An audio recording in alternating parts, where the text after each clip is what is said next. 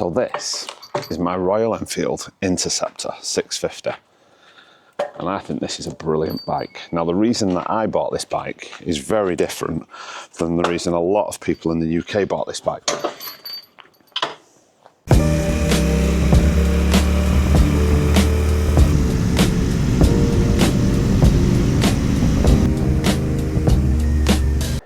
You see, the Royal Enfield Interceptor 650 is a very pretty bike. It's described as a modern classic. It's all chrome, it's all shiny. You get these lovely little trendy accessories and these nice leather seats. And it's a bit of a cafe bike, isn't it? It's a bit of a chilled out, go and show it off. Just have a poodle on a Sunday. See, when it comes to bikes like this, I'm a little bit less concerned with how shiny it is. Shiny bits. And a little bit more concerned with the practicality, because this is my Commuter. And I'll show you why. If I was bothered about what this bike looked like, I wouldn't have this monstrosity, potentially scratching my tank. I also definitely wouldn't have this absolute beast of a bike box on the back, making my pretty Royal Enfield Interceptor look like I work for Deliveroo. I don't work for Deliveroo, but I do work in hospitality. You see, in India, Royal Enfield is probably one of the biggest selling bikes, and the Interceptor sells in thousands, and it sells for very different reasons than it does in the UK. Whereas in the UK, it's a very pretty bike. The Indian market obviously appreciate the looks, but it's used for practicality. It's bomb-proof, it's bulletproof, and it should be the bike that does everything for you and not just be a great commuter. That sound you can hear is me straining to turn this bike around. Now, let's wait till I get in shot. My other bike is this beauty. This beast is a GSX 1250 FA, affectionately known as Big Bertha. Now, Big Bertha, the reason I've got this is because me and my son like to do journeys and adventures, and we needed something that had a little bit more oomph from the last bike that we got. So this having a 1250cc engines, it means that we can get onto the motorways really easily in fourth gear and we're not screaming, getting up in them high revs. This is a torquey beast, but she is a beast. Oh, you can see that Bertha is clearly the best type of bike if you're going to do some sort of touring around Europe and you're going to be doing motorways a lot. You can carry all your gear. You've got massive panniers, a great big box on the back. It's perfect for twos up. But look how wide she is. Look how wide she is. She's massive, isn't she? Which is absolutely brilliant when you're chilling out on a motorway.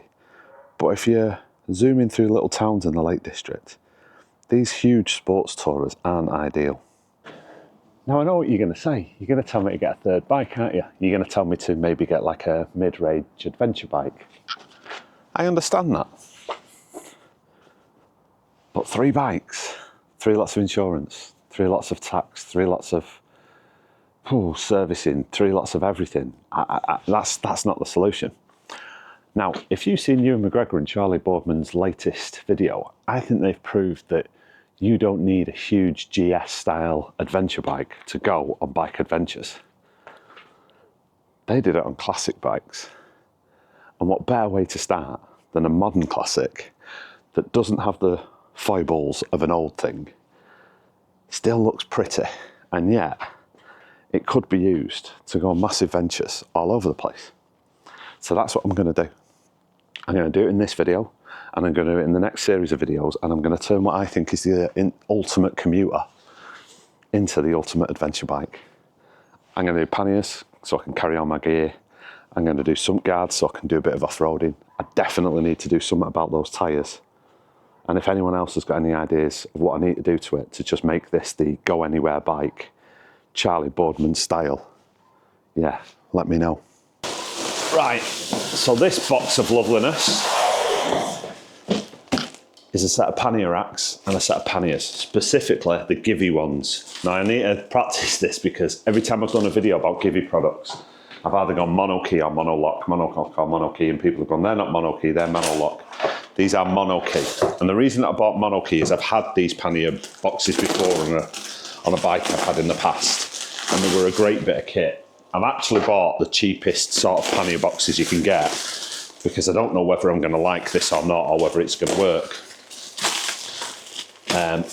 But I have gone for the more expensive pannier rack, which is the mono key rack. And the reason that I've done that is that Givey just do a huge range of products that fit onto that mono key rack. So once you've got the rack on the bike, I think that's the expense done. You can then upgrade the bags. Like, these are a pair of plastic cases. If I wanted to, I can get something that looks more aesthetically pleasing. But as I said when I was outside getting the bikes up, I'm more bothered about this bike being practical. Like super, super practical. The point is that this bike has got to work for me on a weekend away in the lakes. I want to be able to ride up to Scotland and it just be the perfect bike. I want it to be as good as a GS, but I don't want it to be as big and as heavy as a GS. And I don't know whether I'm trying to prove a point that you can tour on something that isn't a GS, but I don't know. We'll probably find out hilariously that you probably do need something like a GS, but you know what I mean? There's only one way to find out. Let's keep going. Where's my brew? I've lost my brew. Do other YouTubers have a brew in the middle of making a video? Or are they more professional? I'm more professional. If you want me to be professional, pay me to make your video. At the moment, you just get me rambling. Now I'm going to have no surprises at what these look like because I've had a set of them before and they are pretty cracky. Aesthetically, all the people that are really into their Interceptors that like put all the bits of brass and stuff on them are going to be watching this video and, oh my God, Adam, what are you doing to that bike? It's going to look awful. I don't care. It needs to be practical. If bikes aren't practical, people end up buying cars. This is the bit that I always worry about with pannier racks and stuff, because like, sometimes they're like really easy to fit and sometimes you get like they're really awkward. But the thing I like about the Givey products is the really robust, really strong. Like, look at the welds and stuff, it looks like decent welds. Someone that actually welds is going to tell me they're shit welds, they're modern. First moment of concern is how many nuts and bolts and stuff you get with. I'm not a massive fan of fitting stuff to my bike, I don't enjoy this. What's that? That tells me I might need a different attachment on the rear of my bike. Let's put my readers on, let's have a look. That noise you hear is the dog chomping on shit.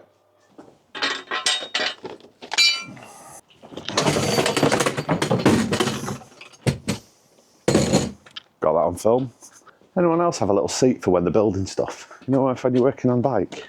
It's my little building chair, this. Oh, it feels like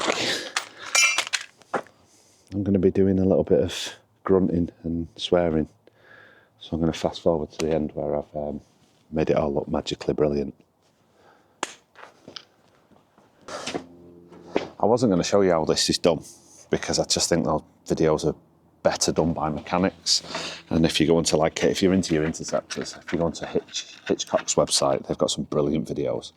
But if you've not watched their videos in detail and you just think that you're going to bolt on a set of panniers with these racks, you've got a little bit more work cut out, because once the rack is on, the indicators will get in the way. So you've got this extension mount that's going to fit onto there to relocate the indicators from there to here. So I'm having to take this whole assembly off the rear. So I just think that's something like that. Bearing it in mind, it might not be like a 10-minute job like fitting a pannier rack normally is. There's a little bit more detail because you've got to fiddle around with these rear lights. So I've encountered the first problem with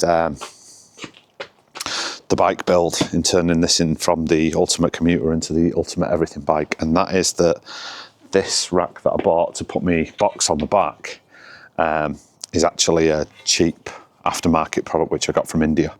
And then obviously when I try and fit it and mount it with these proper Givey ones on, they don't work together, so I can't mount them. I've decided that I'd rather keep these on.